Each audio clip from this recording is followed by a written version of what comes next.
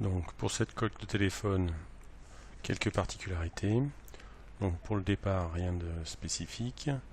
On fait une première forme en utilisant une nervure ou autre fonction. On rajoute des congés, une coque pour creuser la partie téléphone.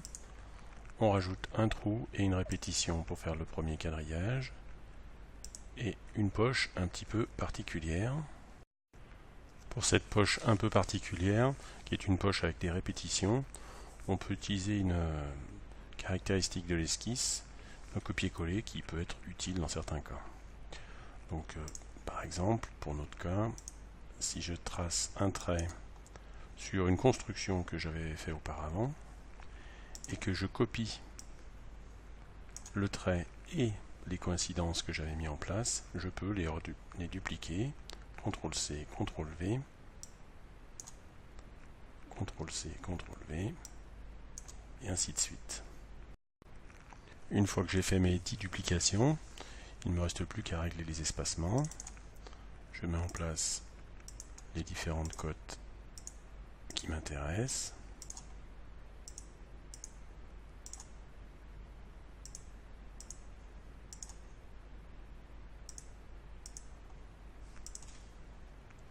Je les sélectionne pour mettre en équivalence.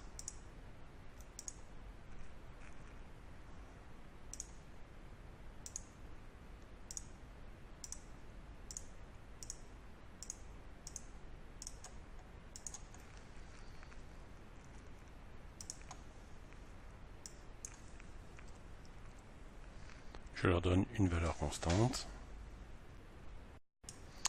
Il ne reste plus qu'à mettre une cote pour régler l'angle. Voilà, une cote en mesure horizontale qui vaut 2 mm.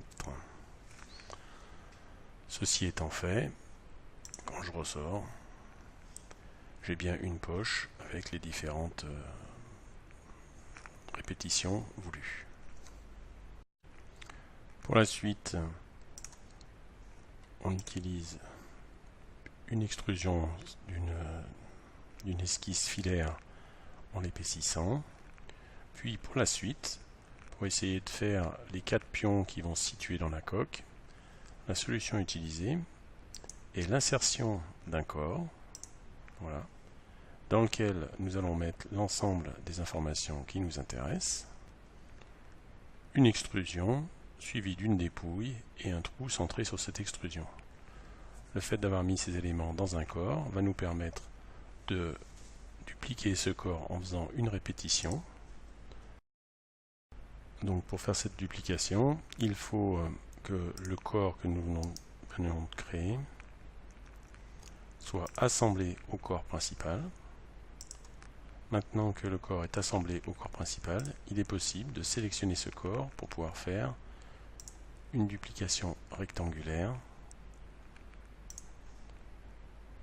dans cette direction 42 mm, dans une seconde direction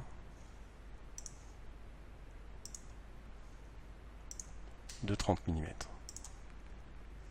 Ceci étant fait, il ne reste plus qu'à mettre en place les congés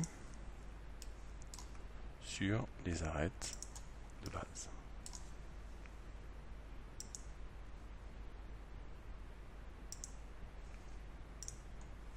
Voilà pour la construction de la coque.